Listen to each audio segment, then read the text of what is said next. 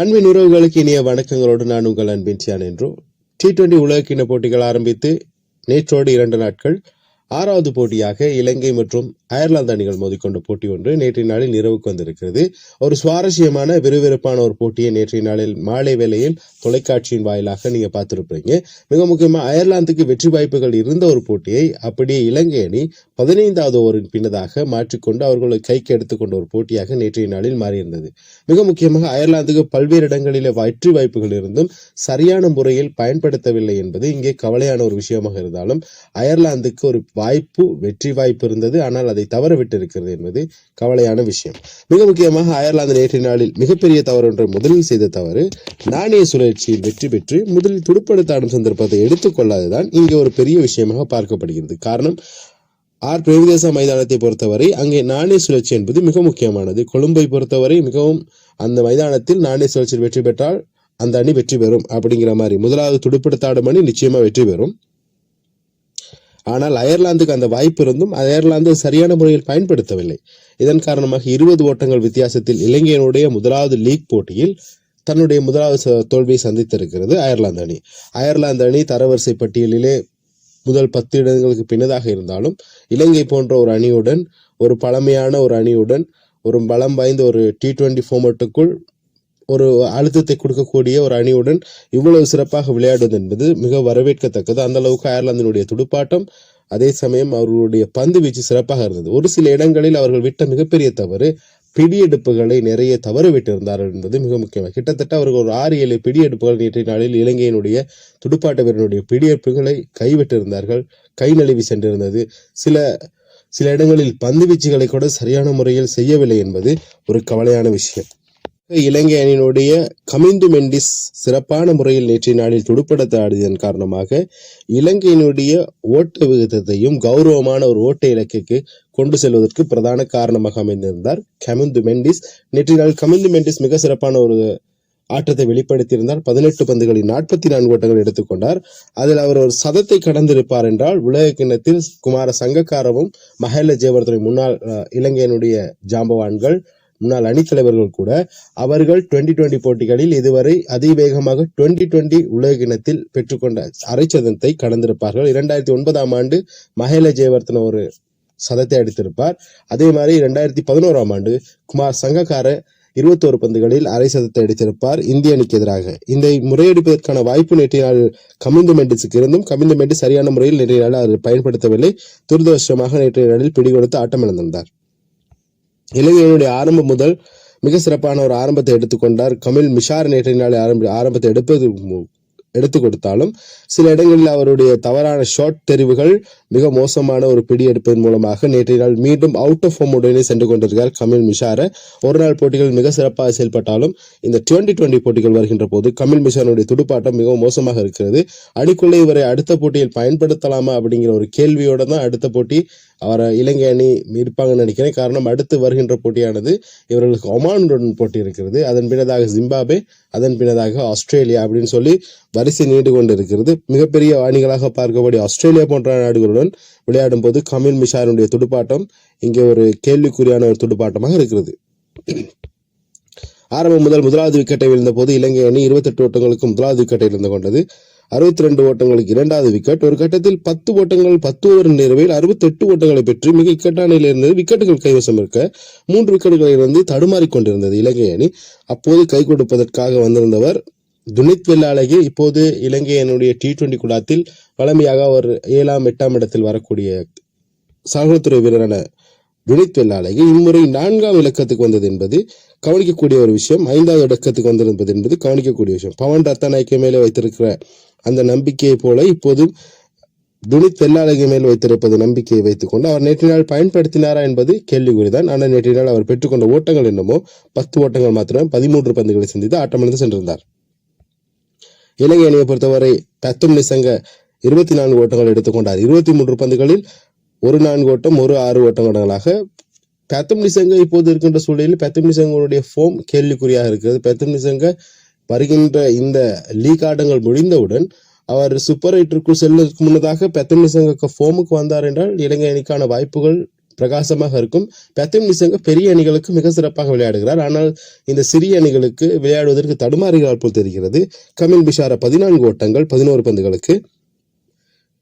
குசல் மெண்டிஸ் நேற்றைய நாளினுடைய இலங்கை அணியுடைய இந்த ஓட்ட எண்ணிக்கைக்கு மிகவும் பொறுமையாகவும் நேர்த்தியாகவும் விளையாடி இருந்தார். 43 பந்துகளில் 56 ஓட்டங்கள் எடுத்துக்கொண்டார். 5 பவுண்டரிகளை மாத்திரமே பெற்று வளமையாக அதிரடியாக ஆடியக்கூடிய குசல் மெண்டிஸ் நேற்றைய நாளில் மிக பொறுமையாக விளையாடியிருந்தார் என்பது இங்கு சுட்டிக்காட்டக்கூடிய விஷயம். பவன் ரத்நாயக நேற்றைய 5 ஓட்டங்கள் எடுத்துக்கொண்டார். துனித் வெள்ளாளக 10 மிக சிறப்பாக ஆடி கொடுத்தார். கமிந்து மெண்டிஸ் நேற்றைய நாளில் 19 பந்துகளில் 4 ஓட்டம் 2-6 ஓட்டங்களாக மிக சிறப்பாக ஆடியிருந்தார். 44 ஓட்டங்கள் எடுத்துக்கொண்டார். 231 என்ற ஸ்ட்ரைக் ரேட்டுடன் நேற்றைய நாளில் ஆடியிருந்தார். இவருடைய ஆட்டமிழப்பின் பின்னாக தசுன் சாணக்கியனுடைய அந்த இடத்தை மீள் நிரப்புவார் அப்படின்னு எதிர்பார்த்த நிலையில் இப்பொழுது தசுன் சாணக்கியனுடைய ஆட்டமிழப்பு வந்தவுடனே ஆட்டமிழந்தார்.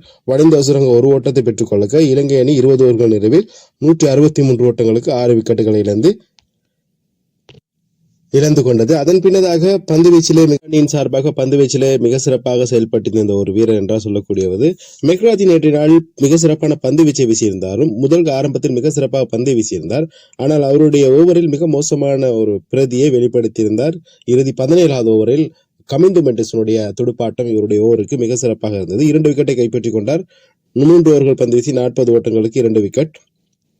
டாக் ரீல் நேற்றைய நாளில் 4 ஓவர்கள் பந்து வீசி 17 ஓட்டங்களுக்கு 2 விக்கெட்டை கைப்பற்றிக் கொண்டார். அவர்தான் மிக குறைவான ஓட்டத்தை கொடுத்த அயர்லாந்து பந்து வீச்சாளர் என்பது மிக முக்கியமானது. டேனி நேற்றைய நாள் 4 ஓவர்கள் பந்து வீசி 24 ஓட்டங்களுக்கு 1 விக்கெட். டக்டர் நேற்றைய 1 ஓவர்கள் வீசி 5 ஓட்டங்களுக்கு எந்தவித விக்கெட்டும் கைப்பற்றவில்லை. ஹம்பிரஸ் நேற்றைய நாள் 4 ஓவர்கள் பந்து வீசி 44 ஓட்டங்களை விட்டுக் கொடுத்திருந்தார். அதர் நேற்றைய நாளில் மார்க் அதர் 4 ஓவர்களை பந்து வீசி 33 ஓட்டங்களுக்கு 1 விக்கெட்டை கைப்பற்றிக் கொடுத்தார். இதன் மூலமாக வெற்றி இலக்காக அயர்லாந்துக்கு நிர்ணயித்த ஓட்டமானது 164 ஓட்டங்களை பெற்றால் வெற்றி இலக்கோடு ஆரம்பித்த அயர்லாந்து வெறுமனே 143 ஓட்டங்கள் எடுத்துக்கொண்டது 19.5 ஓவர்கள் நிறைவில். இதில் போல் ஸ்ட்ராலிங் நம்பிக்கை தரக்கூடிய அயர்லாந்தினுடைய இப்போது இருக்கின்ற உலகத்தினுடைய T20 போட்டிகளில் அதிகமான ஓட்டங்களை பெற்றவர்கள் வரிசையில் 3வது இடத்தில் இருந்து கொண்டிருக்கிறார் போல் ஸ்ட்ராலிங். அவர் நேற்றைய நாள் மிக சிறப்பாக செய்வார் என்று எதிர்பார்க்கப்பட்ட நிலையில் அயர்லாந்துக்கு அவருக்கு ஏமாற்றம் அளித்திருந்தார். மகேதேசனுடைய பந்து வீச்சில் போல்டு முறையில் ஆட்டம் இழந்திருந்தார். 6 ஓட்டங்கள் எடுத்துக்கொண்டார். 13 பந்துகளில் தடுமாறி இருந்தார் என்பது மிக முக்கியமானது.